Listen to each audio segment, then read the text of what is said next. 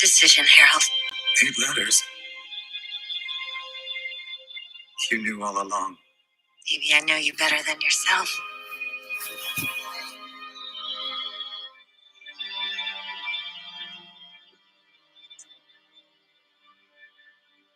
Dashwood.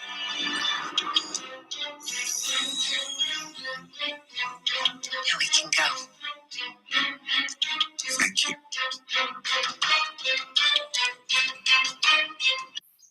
Reese and Shaw have made it to safety. Thank you. You okay, Harry? Why did you show me those simulations? I knew you were still unsure about deploying the virus because of what it would mean for me. So I showed you a world without your machine to help you with your decision. But it remains just that. Your decision.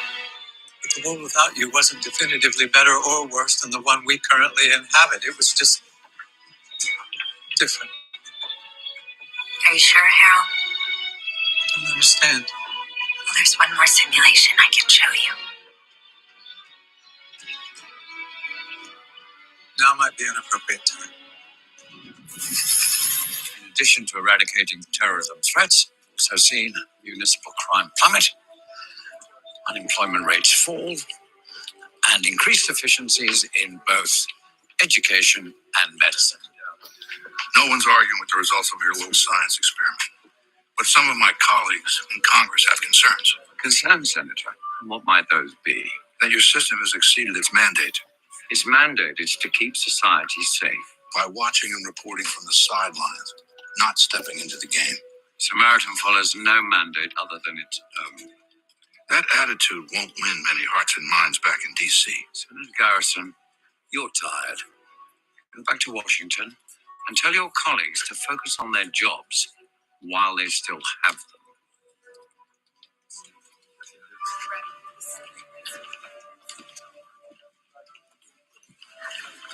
Sir, if you don't mind my asking, is everything okay?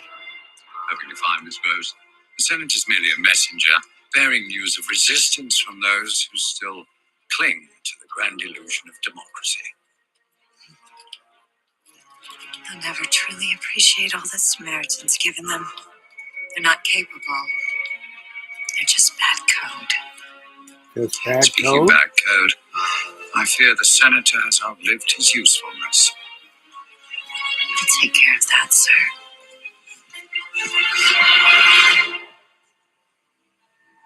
So Samaritan would have come to exist regardless. Yes, and would have extended its invisible reach into every corner of society, eliminating anyone who dared question its vision of the world.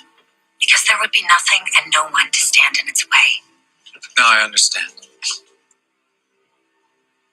What is it? I promised you I would never hurt you again. I know. But in breaking this promise, you'll be helping to fulfill a much larger one.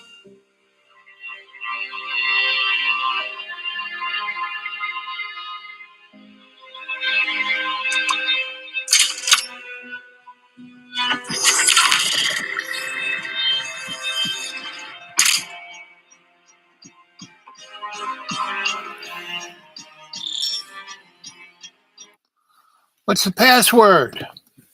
What's the password?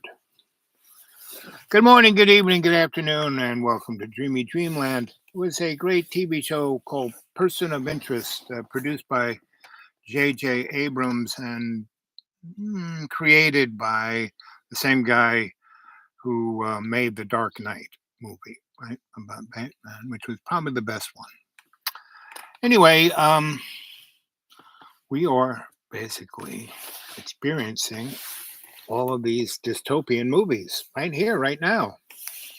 And the only password is love's co-creation. The only way we can bring forth a better world is love's co-creation, where in every day, in every way, we take the piece of the earth and make it stronger, not with our ego, not with our ideology, not with our greed or stupidity, but with our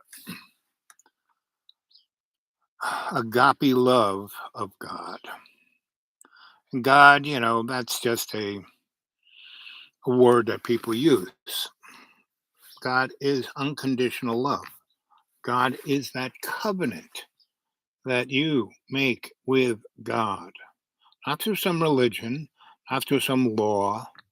I was basically, this little book here is the our little study guide in Bible studies, and we were. Where is my glasses?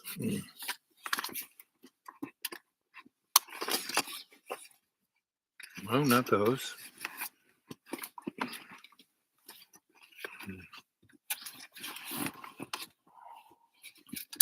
Yeah, these. This is what Samaritan, the artificial intelligence, wants us to understand.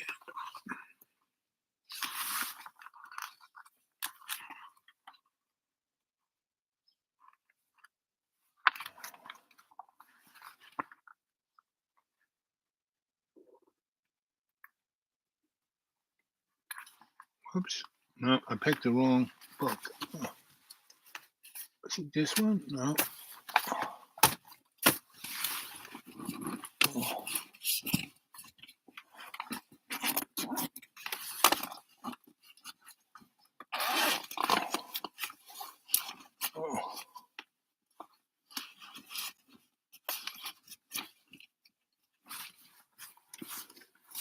Oh, here we go. I think this is it. Yeah, this is it, I think. Yes. Joshua, in faith rooted in God's word. Who do you admire for stepping into the shoes of another person?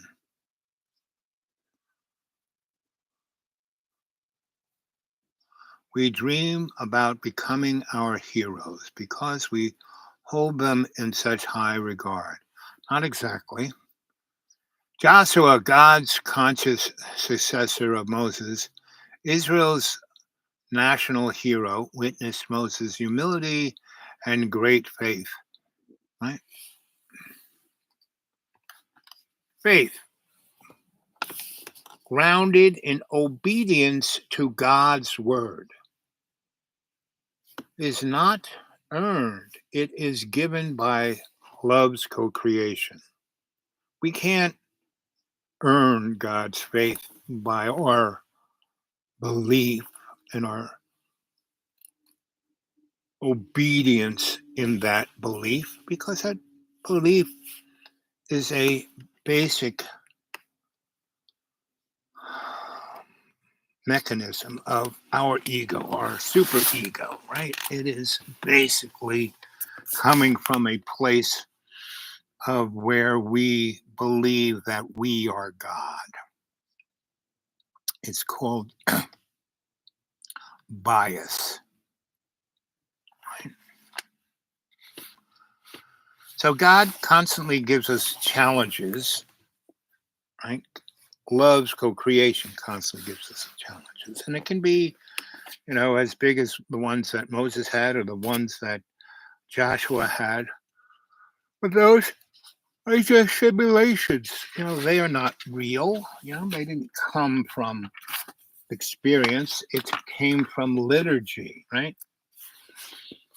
God's promise to Joshua can be summed up in 3 phrases. I will give you victory over your journey. Your victory has boundaries. I will be with you and never abandon you. Well, that's the only true one. There is no victory, This ain't a game, There is no finish line, right? This is something that we are all given, and we can either ignore it, and go into, what's the first commandment? Thou not have false, gods before me. And that false god is when you think you are God, when you think your job is the most important thing, when you think, that big house is the most important thing. Those are the false gods, right? And they're all stemming from a simulation, right? The Matrix was a good, that couple who wrote it and directed and produced it, they did a great job, but they were held back from really telling the story, right? And really, the first one was the only close one where, there was our hero, and he was in the office of the architect, right? And the architect's, and our hero is basically optically blind, but spiritually he can see, right? He can see the matrix, he can see the code, he can see what's coming, you know, way down the road. And so he's in the office, and the, architect is trying to blunt his faith that he already, Neo, he never believed in himself. He was just a low life, not low life, but a low guy on the totem pole. And the low guy on the totem pole is the person, the thing, the species, the animal mentor that supports everyone on top. I mean, the most important person isn't the person on top of the totem pole, it's the one at the bottom. And that's why in most indigenous people, the foundation of a spirit pole is basically ant and turtle. And they're the two foundations of what's going on. They're the ones who've been around long enough. They have seen that, before and in the beginning, there were other cultures, there were other species, there were other things here that failed. And, and we will make it man in the image and likeness of us, Elohim. That means plural gods, not just one God. If it was one God in the New Old Testament, it would say El, not Elohim. El. That's the true God, right? Or the one God, because there's other mysteries above El, above where we are. So to see all the stuff that these chuckleheads are doing right now, because they're desperate, they're scared, the hidden hand is not, everyone that we see, the orange turd, he's just the game show host, he, Neon Husk, he's just the most recent almost winner of the game, but he's not, right? And all of the chuckleheads in the Billionaires Club, no, it's like, forget about it, What do you think? What are you going to do? How are you going to step up to the challenges at hand? Here we are, 13 minutes, 13 seconds. What do you think?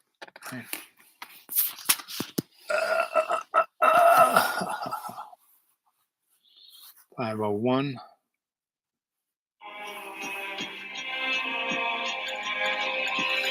Music's playing. I'm aware of that. What are you going to do? I'm also aware that life, humanity, will endure whether or not my machine exists. The same cannot be said of a world under your control.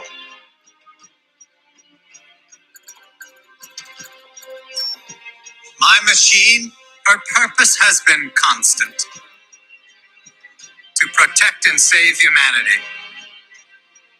It's what she's doing now.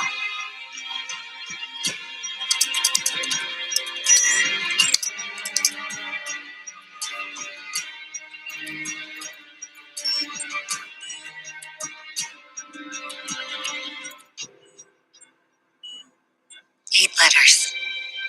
Your decision, Harold. 8 letters. You knew all along. Maybe I know you better than yourself.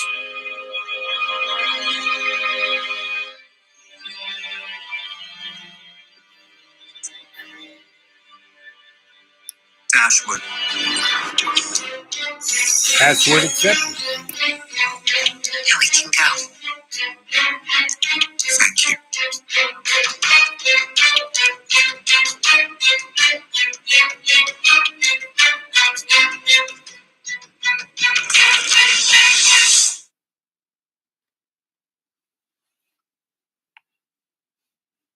This message is just for people who live in Tennessee. Right now, if you live in a Tennessee zip code, you can apply to lower your car insurance by up to 80%.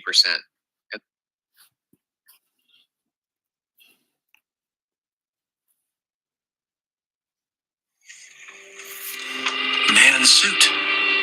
Got an anonymous tip. From now on, the only suit you're going to be wearing is an orange jumpsuit.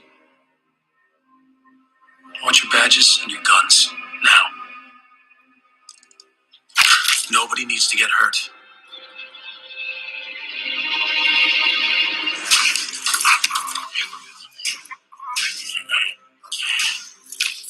Great, I can kiss my pension goodbye.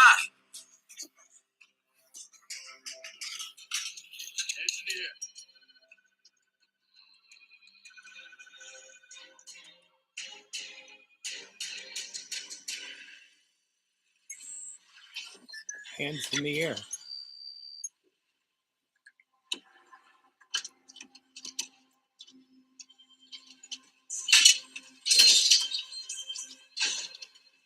Guess we're not going to Rutgers. End of the line, my friends. We got a nice fat bonus to make you both disappear. I always knew you'd be the end of me. Sorry, I got you into this, Lionel. You didn't get me into this. Never would have cleaned up my act. Because you, I'm a better man. Changed man.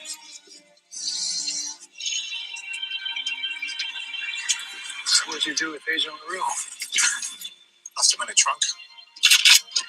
Guess I haven't changed that much. You two want to kiss goodbye? Because it's time to collect our payday. Don't suppose I can make you a counteroffer. Sorry.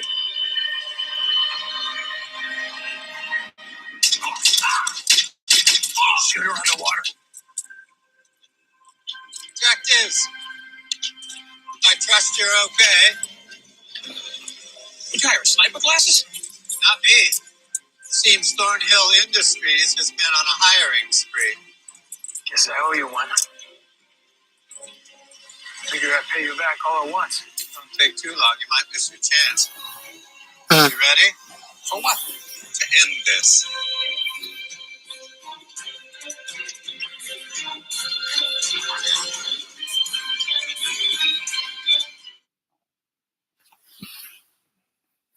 You ready?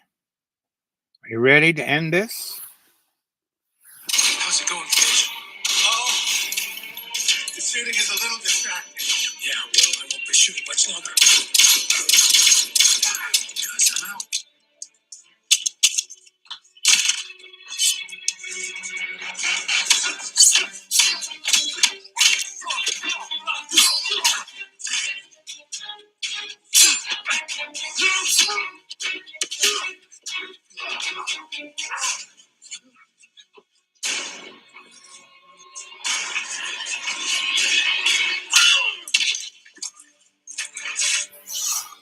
Mine's touched.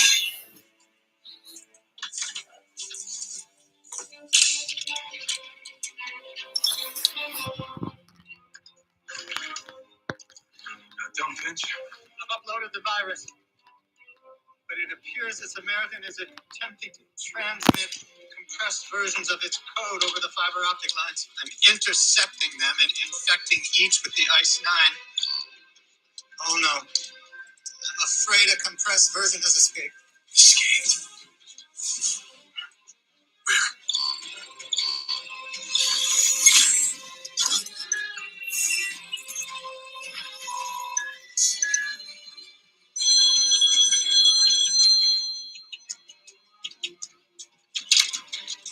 Samaritan's copy was downloaded to a server in a building in Midtown, which only has one defining characteristic: a torus antenna. Samaritan means to upload its copy to a satellite. A Russian satellite in ammonia orbit. Then it can return to Earth unharmed by the virus. The satellite will pass above us in 18 minutes. You need to send my copy. The last copy. We need to be sure Samaritan is destroyed once and for all. You've already fought it in the simulations and you never won. You won't survive. This time, I don't have the option of losing. There's one other thing. After Samaritan uploads its copy to the satellite, it's going to destroy the antenna so no one can reach it. Destroy how? Set a course for a cruise missile. I'm afraid whoever uploads my copy won't make it back alive.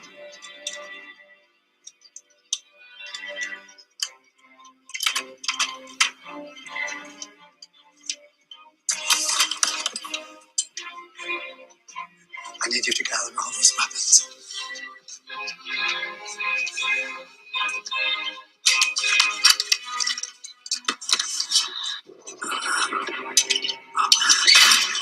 Sorry, Mr. Mills. What are you doing? When I hired you, I suspected you were going to be a great employee. What I couldn't have anticipated was that you would become such a good friend. You won't make it down from that rooftop alone. Don't intend to. I'm afraid this is where our partnership is.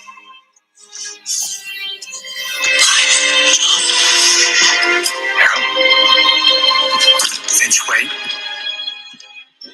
Wait. Harold? Wait.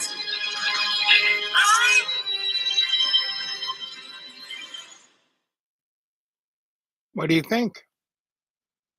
Where are we going? I stopped taking Ozempic, and here is why. It may surprise you, but the best way to... Oh, yes. 21 minutes and 52 seconds. And a little bit of theater. I always love theater. It's such a magical mechanism to impart knowledge, experience, and feelings, whereas most other mediums don't do a very good job. Let's see, how much juice do we got left? Oh, we got a bit. But I do want to hear from you guys.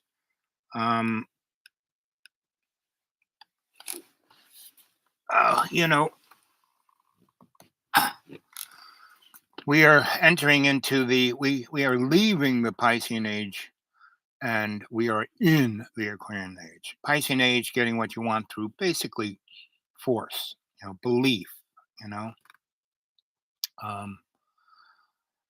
giving up on yourself and letting the bigger picture run your life, like, some computer, right? You're ready to become transhuman.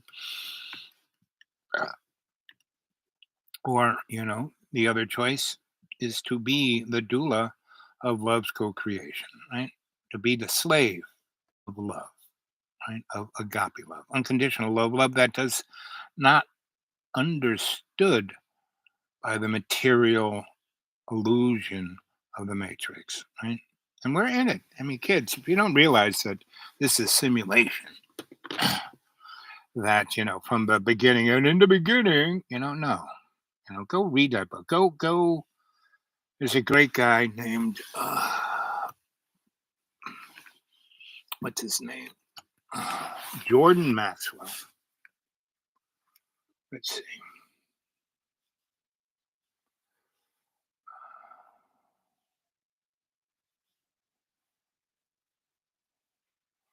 Jordan Maxwell's YouTubes.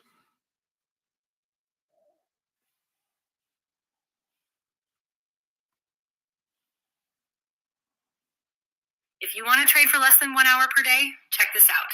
Most traders spend hours trying to find the best stocks. There are two kinds of laws that govern the earth. One is called the law of the land, L-A-N-D. And we've heard that term, law of the land. Why do you use that term, the law of the land? Because that's where people live, is on land. But there's an opposing law, which is far more important, far, far more powerful. It is called the law of water. It was developed under the old Druidic system in Europe, which can trace its history back to the Roman Empire through the Vatican, and ultimately back to the Phoenician Canaanites in the Middle East. Of what we today call Phoenicia, Cana, was called back what we call today Israel and Lebanon. Syria, that was called Phoenicia, Cana. And the Phoenician Canaanites, so the very word Cana, which we've all heard in relation to the Bible, Cana is a Phoenician word meaning bankers, merchant bankers. Well, the Phoenician Canaanites set up a system of merchant banking and had their Phoenician Canaanite symbols and words connected to their societies, their banking societies. We're talking about in the Middle East. And then through the Greece and ultimately through Rome and then into Britannia and ultimately into this country comes an ancient Druidic Phoenician Canaanite magical system of finance, education, and all of it is right in front of you. But if you don't understand what the words are and what the words mean, you're never going to figure out how this stuff works. We all have a cursory understanding of what we think is going on. That's not it. You need to understand that when even on your check, when you're writing a check, the place where you put your name on a check, look at that line, what you're signing on, and get a magnifying glass, and you will find that's not a solid line to sign your name on.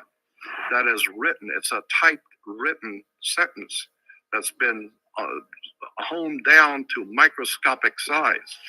Get a magnifying glass and read on a check what is said where you sign your name.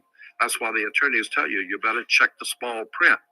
The small print is ultra small. Where you sign your name on a check is saying something. Go back and read it. You need to understand that according to the old Phoenician Canaanite system, which we call today our judicial, educational and judicial system, there is no law in this country or in the Western world, no law, federal, state, county, city, commercial, it makes no difference. There is no law on the books anywhere in this country that applies to you as an individual creature. There is no law because the people who designed the system thousands of years ago realized that there's two of you. There's the one that your mother gave birth to, that God created, so to speak. And even your mother didn't know what you were doing. Even your father and your mother have no idea what you're thinking or what you will do. You don't even know. So consequently, they have no control over you, your flesh and blood self. But somebody has to control this show. And so consequently, the ancient Phoenician Canaanites developed a system by which they would assign to every person a second you. And this is the way it works in America. There is two of you. Just as there are two states in this country, of every state is two states. You have the state of Nevada and Nevada State. You have Cal State, California State, and State of California. Not the same thing at all. California State, according to the law, is one thing. State of California is totally different. Has nothing to do with each other at all. It's the difference between being a lawyer and an attorney. Has nothing to do with them at all. It's totally separate words, means totally separate things. Consequently, when you understand how words and terms are used and symbols are used, then we go back to the idea. So that's just 5 minutes of Jordan Maxwell. And he's got hundreds and hundreds of YouTubes that go on for hours. And they're all as densely packed as that one. Right? And then our next friend that we're going to listen to is... So all these wars going on, it's just like pretty much 6 signs you need AI companion.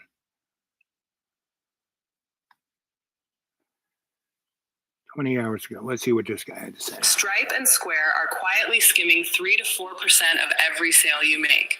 It's basically a silent tax.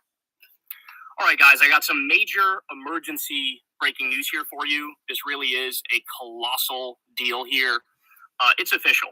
The Trump regime is invoking the Insurrection Act, declaring martial law, and taking the California National Guard over from Gavin Newsom and deploying them in Los Angeles. So he came out and said the following: if Governor Gavin Newsom of California and Mayor Karen Bass of Los Angeles can't do their jobs, which everyone knows they can't, then the federal government will step in and solve the problem, riots and looters, the way it should be solved. So what he's doing is hinting there to something he said in the past. When the looting starts, the shooting starts. He said that multiple times. This is him. It's a wink and a nod to that. It's a not so subtle threat that some people might get killed.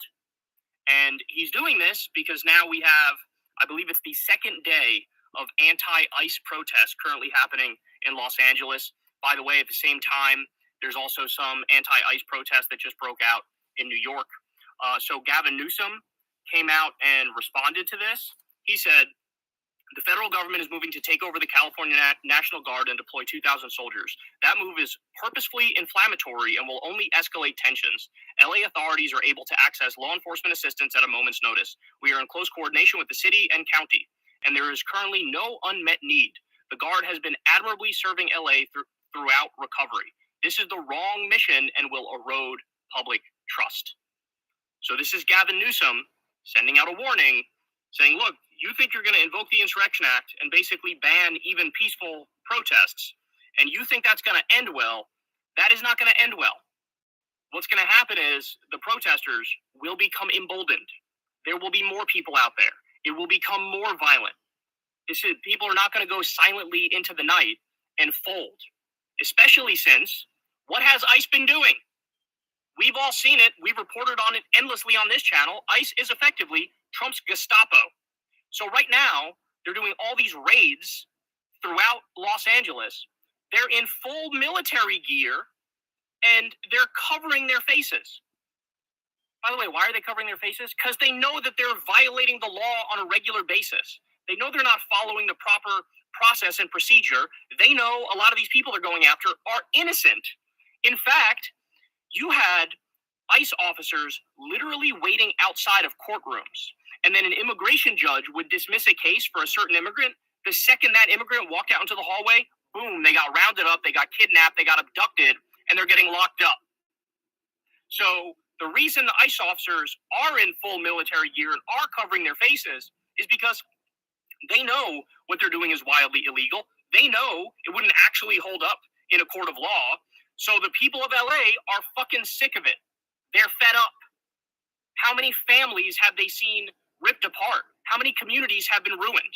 How many good, hardworking people have had their lives destroyed because Stephen Miller's psychotic ass, his fascist Nazi psychotic ass, decided we need to do minimum 1,200 deportations a day. Well, in order to get to that number, you all know this. We were through the undocumented immigrant violent criminals within the first week. Now you're just rounding up innocent people, hardworking people, grandmothers, people who were seeking asylum. They've deported kids. They've deported American citizen children, one 2-year-old, one 4-year-old, one 6-year-old. The 4-year-old had cancer and was deported without medicine. So ICE is effectively acting as Trump's Gestapo, and it looks like the public snapped.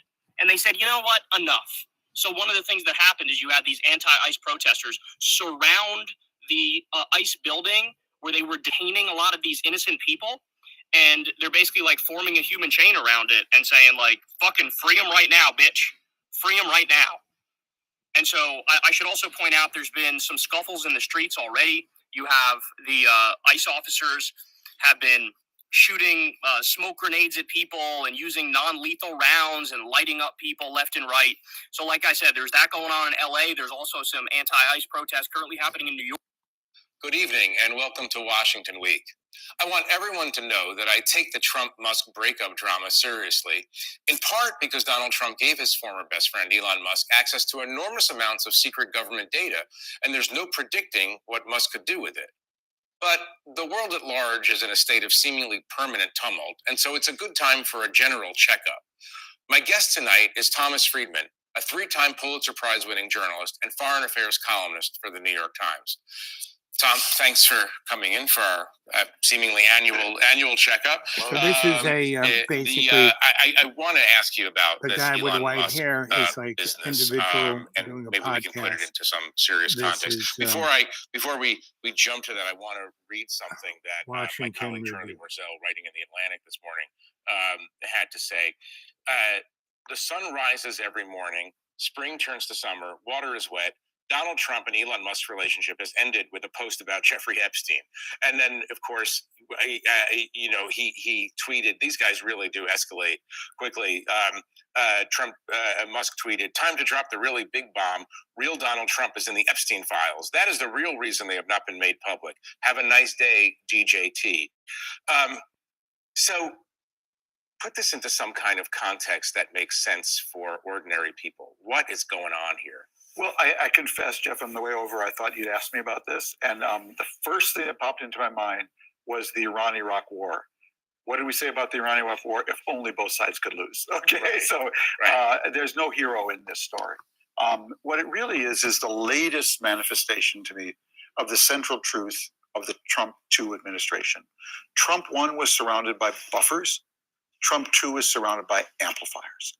And therefore, stuff that used to begin at the Mar-a-Lago bar and then get muffled in the Oval Office now goes from the Mar-a-Lago bar right to the Oval Office, right to you and me. And whether it's what he feels about, Musk or his role, he wants him in the government.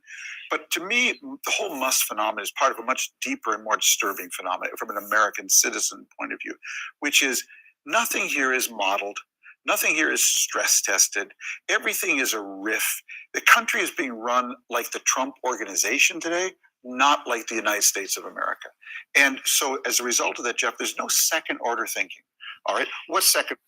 So that's true, but that is just the cover for the hidden hand that is going to just, I mean, I really don't like it when people call Donald a fascist. He's not a fascist. He's a grifter. He's a TV show host. And all the chuckleheads that are on there are just actors in the reality show. That's all Donald Trump is. That's all Elon Musk is. That's all everyone that is in the government, And they're replacing the 10 to 30,000 workers in the federal government with kiss-ass people who owe no allegiance to the Constitution. The allegiance they have is to Donald Trump. I mean, look at a girl who's running education. She didn't know what, $1,000 million. She said, "Oh, that's $1 trillion." No, that's like, $12 billion. It's unfriggin' believable, right? The guy who runs the energy department didn't even know he was in charge of the nuclear weapons. I mean, this is so. What this is just the smokescreen for what's coming next, and that's the scary thing. That's the fascism. That is basically what we're going to have is somewhere between a year and 100 years of this, to the point that we accept true fascism. And all you have to do is look at Star Trek, the Federation. Go look at that, with the eye for fascism. And that's why it was given to us, right? So TV is the thing that drills the hole into our conscious or pseudo-conscious mind of the matrix, right? That we exist in, as this is an artificial reality that we live in our little bag of water, right? So that's not us, right? And I've died so many times, and I just had a medical experience that threatened my life. I almost died right on the edge, but I mean, really, in minutes, I was saved, and it wasn't because the operation was bad or the hospital was bad. It was the element of the basic consciousness of the people who work there. All the people who had really important, like the surgeon was like, he was consciously intent doing the right thing. But the person who put me in a hallway and forgot me, they didn't quite have that, right? So anyway, I'm doing better, and with each day, my operation was 3 weeks ago. I go to get another full checkup to see how I'm doing later this week. but I feel not fine. I'm old and creaky, and things ache and hurt. But meaning, I understand all that. I can navigate that, and I'm here to serve love's co-creation. And I'm here to do this show for you guys, to be a good reference point for you to think about what you should be doing. I can't tell you what to do. I am not the Bible. I am not liturgy. I am not some guy playing priest. I'm not some guy being the minister or the guy who, your guru, any of the above. No. At best, I am your griot telling his stories. The stories are there to ignite your own consciousness to see what's going on, to be there. So what are you going to do with that? What are you going to do with it? So come on, let's have some chat here.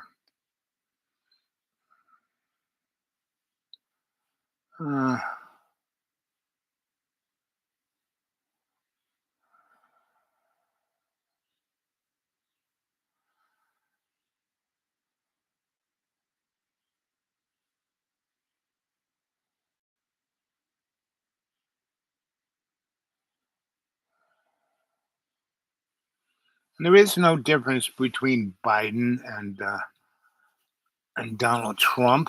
Really, there isn't. And Republican, Democrat, no. They both are controlled by Samaritan, So go watch this show a couple of times, right? Especially the first 10, 15 minutes. Person of interest. To me, you're the person of interest.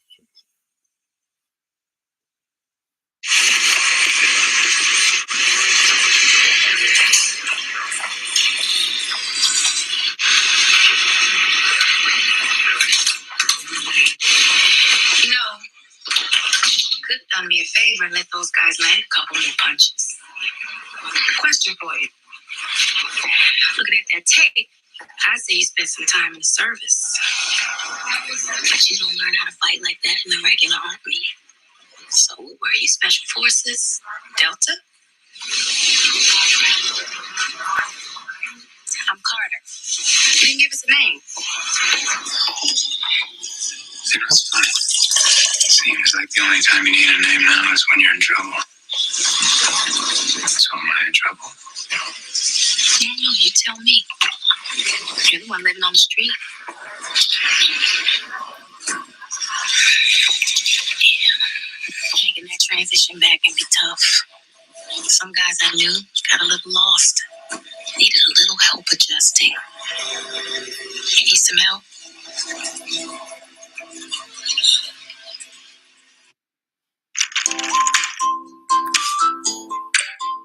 This is where you live, kids.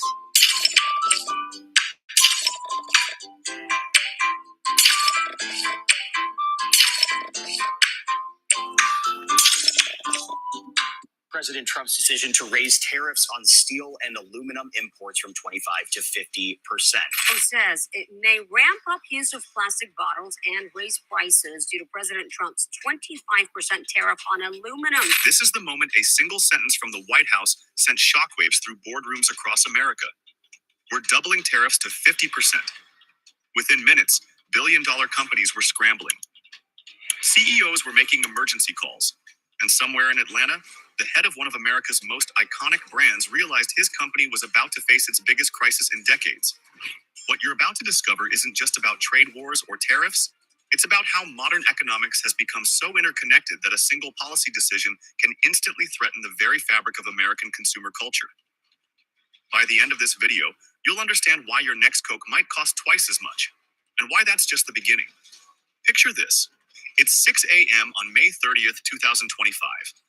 Most Americans are still asleep, but in corporate boardrooms across the country, executives are wide awake, staring at their phones in disbelief.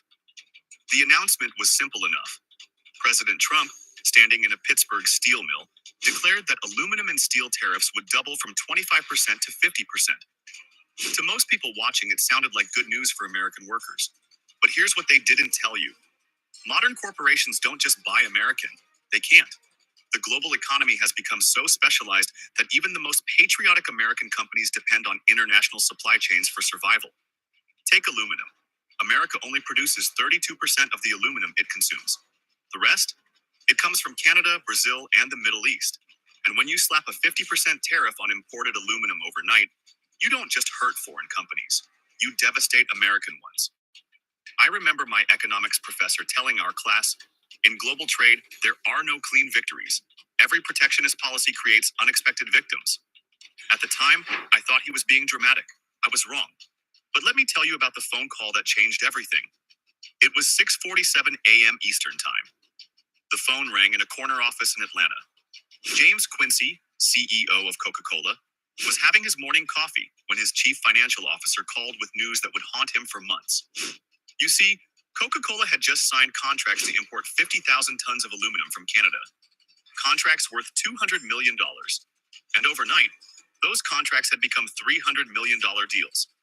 But here's the kicker. They couldn't back out. The aluminum was already being shipped.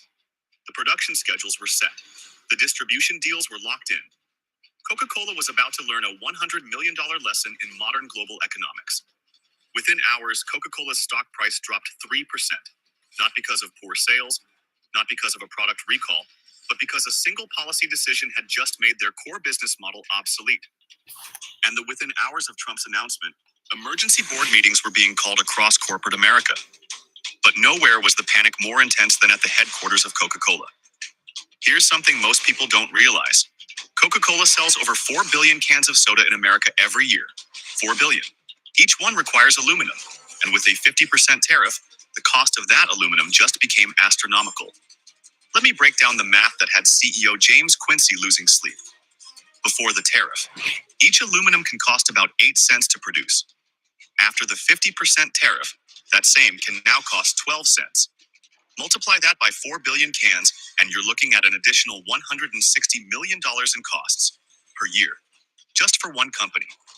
But here's the twist that challenges everything you think you know about trade wars. The story of American aluminum begins in the 1940s. Back then, America was the world's aluminum superpower. We had the technology, the workforce, and most importantly, cheap electricity from hydroelectric dams. During World War II, American aluminum literally won the war. Our planes, our ships, our weapons, all made possible by American aluminum. But then something changed. Other countries, Canada, Norway, Iceland, realized they had something America was losing: abundant, cheap hydroelectric power. It takes enormous amounts of electricity to produce aluminum. And when you can generate that electricity for half the cost, you can produce aluminum for half the price.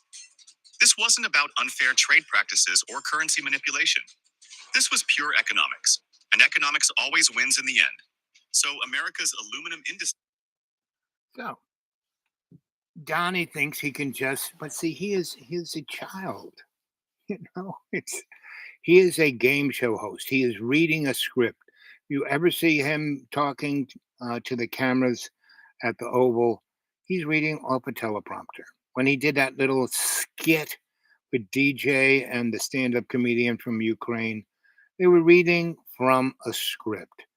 Putin is reading, everything. He's lost 1 million soldiers. Who in their right mind will do that politically? No matter, even if you are an oligarch, you have a plutocratic government. All those mothers are going to be pretty upset. All those wives, all those children who lost daddy or uncle or grandpa. And that's 1 million soldiers he now doesn't have to throw into the fray, right? And he has changed his economy, this is Putin, to a military economy. So they're not producing anything, and no one is selling them anything or buying anything from them. So their economy is going down the toilet. And we are fastly following that path. When Donnie put tariffs on everybody, and it shocked everyone, it made everyone realize that America, is not a trustworthy business partner. Right? The thing that keeps our debt from not being a big deal is that people buy it. China and Japan were the biggest buyers of our debt, and they have stopped doing that, and they're starting to sell it. And so that means the interest on our debt is going to go through. It already has. It's going, doubled. Just the interest. Right now, since what Donald has done has caused our interest to be higher than the number one thing that we spend money on, and that's the Defense Department. So, and then we put a drunk in front of it, and he gets rid of, close to 60,000 really well trained guys because he doesn't want a diverse, he wants it all white boys, Half the women who fly jet fighters are more competent than the guys just because of their plumbing. Meaning when they do heavy G's, they don't black out like the guys because the guys, all their blood is going to their reproductive organ, right? And so it leaves their brain, right? So more women are graduating from college. Our universities make more money by letting foreign students study here and then work here, perfecting the technology that's made America what it is. The integrated circuit, the internet, these were all done within the construct of foreigners working on the team. And they'd stay here and then become Americans and pay taxes. And their kids would, and now he's getting rid of that. And what has the rest of the world? The rest of the world has got, oh, goody. I mean, the EU, China, everyone is ready to bring all of those people to their country to do the same thing for them. Invent the next app. And we're just going to have stupid chuckleheads like the guy who's running, the vice president, the secretary of state, and the drunk running the Defense Department, the illegible, lady who is the press secretary. I mean, you look at everyone in the orange turds, cabinet. They have no competency in anything except grifting and making billions of dollars. And so it's destroying this country quicker. Most empires take 100 years. Donnie's taken it out, and it's only been 120 days. He still has another, 800-900 days left. Just can imagine what that's going to be like. Can you imagine? So if everything has calmed down before the army had gotten to LA, right? So, and then he tweets that, hey, because my great leadership and I brought the National Guard in there. Well, they when he tweeted that, they weren't even there yet. And the police had calmed things down and got it down. But once you start putting soldiers on, and that's what people were pissed off, is that ICE wasn't going around in suits anymore. They're going around in body armor and heavy weapons and showing up in TAC, no longer in, black SUVs, but, MRAPs. So this is, and going into very public places and just grabbing it. No, we have a warrant for this person. No, just grabbing everyone they could, period. The people working in the kitchen, the people, eating dinner, they just took them. And so that's pissing the people up in LA to the point where, they are, and they're not breaking the law. They're, exercising their constitutional right. And this is showing the general public that they never had it to begin with. Because voting for JoJo the used car salesman or the orange turd, the game show host, there's no difference there. The senators, congressmen, no difference. They're just reading the script. Like Bernie, he's just the loyal opposition, meaning back in the day, he had won.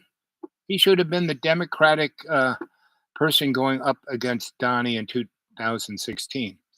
But they said, listen, we're not going to let you do it. We need to have the bitch in there because the only person that Donnie could win was against the bitch, right? So anyway, or the devil bitch, or the devil dog, or whatever you want to call Miss H, So these shows I do now are a little more just a flavored thing of, hey, think about this, right? not really telling you any fun stories of like the old crone or any of the above. I'm not going to really until you guys start talking to me, right? And not just saying, "Oh, you look pretty good," you know. No, yeah, I'm almost 80. I don't look bad for almost 80, So anyway, there's one person there. Is that you, AI, or is that a human being? Does anyone want to say something of interest? Do you want to be the person of interest? That's the next show. You are the person of interest. So anyway, I think I'm gonna go. Unless someone has something to say, let's see. It's 55, 35. So when it hits 55, we're gonna hit the end stream button here. 42, 43. Anybody got anything to say? You want to get a hold of me? The dudeawake42 at Gmail. Dudeawake42 at Gmail. 1, 2, 3, 4, 5.